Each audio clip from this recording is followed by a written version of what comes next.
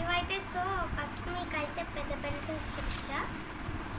ఇవే చిన్న పెన్సిల్స్ బాగున్నాయి కదా, క్యూట్గా ఇట్లు పాప్స్ అలా ఉన్నాయి. ఈ పాప్స్ అయితే నేను మా షాప్లో తీసుకున్నాను. అంటే ఇవైతే కాకర పౌతులు. నెక్స్ట్ ఇవైతే ఇదిగోండి గైస్, ఇదైతే బ్లూ కలర్లో వస్తుంది, ఇదైతే మామూలుగానే వచ్చేస్తుంది.